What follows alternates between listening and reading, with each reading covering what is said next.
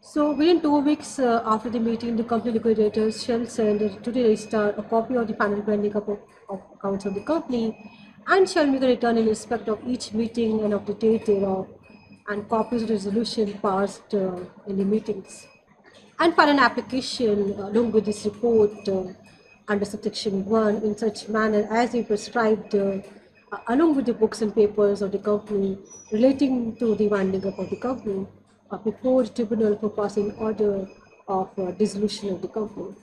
So the company has to file an application uh, along with the report, official liquidator, uh, under subsection 1 in such manner as is prescribed along with the books of accounts of the company, papers of the company, relating to the winding of the company before tribunal for passing an order of dissolution of the company. So we have to pass an, tribunal has to pass an order afterwards for the dissolution of the company after filing an application along with these documents to the registrar of companies and before the tribunal as well. The tribunal may order for the dissolution of the company.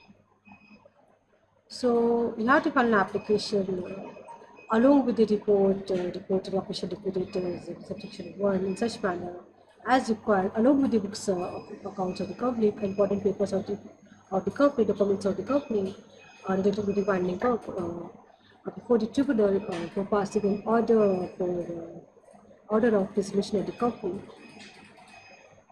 If the tribunal is satisfied, if the tribunal is satisfied, in that case, tribunal uh, may order for the winding up of the company. So within 2 weeks after the meeting, the company liquidators send these copies of the resolution passed in the meetings to the for the tribunal uh, for passing an order of binding up of the company. And if the tribunal is satisfied after considering the reports of the company liquidator that the process of binding has been just and fair, the tribunal shall pass an order dissolving the company within 60 days of the receipt of the application under subsection 4 of the Companies Act 2013. Meaning is that tribunal means company law tribunal, and if company law tribunal is satisfied after considering all the reports of the company liquidator that the process of winding up has been just and fair, uh, the tribunal pass an order. The tribunal may pass an order dissolving the company within 60 days. 60 days of the within 60 days of the receipt of the application under subsection 4. Okay. So tribunal means company or tribunal. If tribunal is satisfied with your reports, with your books of accounts and papers of the company, then tribunal may issue an order for dissolve the company within 60 days of the receipt of such applications for the purposes of winding up or dissolution of the company as per subsection 4. The company liquidator shall file a copy of the order under the subsection with the registrar within 30 days. Then dissolution of company, point number 7, the registrar on receiving the copy or the order passed by the tribunal under subsection 5 shall forthwith publish a notice in the official gazette that the company is dissolved. And if the company liquidator fails to comply with the provisions of this section, he shall be punishable with fine, which may extend to 1 lakh rupees. That is a fine imposed on official liquidators of the company when official liquidator fails to comply with the provisions of the Companies Act, and he shall be punishable with fine, which may extend to 1 lakh rupees. That will be paid by the official liquidators, company liquidators, if they are not complying, not fails to comply, default in compliance with the, or you can say non-compliance of the provisions of the Companies Act. In that case, that official liquidators and company liquidators appointed by the tribunals, they have to pay a fine, which may extend to 1 lakh rupees. Then cost of voluntary winding up. All costs, charges, and expenses properly incurred in the winding up, including fees or the company liquidators, subject to the rights of secured creditors, if any, be payable out of the assets of the company in priority to all other claims. So all cost, charges, and expenses properly incurred in the winding up, including the fees of the company liquidators, shall subject to the rights of secured creditors, if any, be payable out of the assets of the company in priority to all other claims.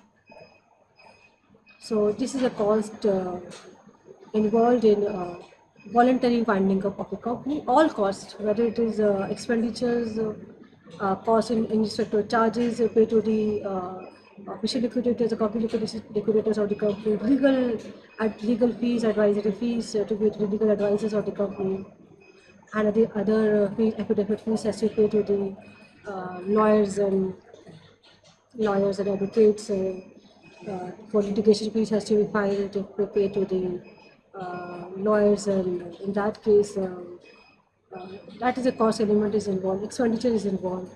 So that is a part of cost of voluntary winding of the company, and it is payable out of the assets of the company in priority to all other claims. That is a cost of incurred all the costs that is in respect of the running of the company, including the fees of the company to liquidators, and subject to the rights of secured creditors, if any, be paid out of assets of the company in priority to all other claims.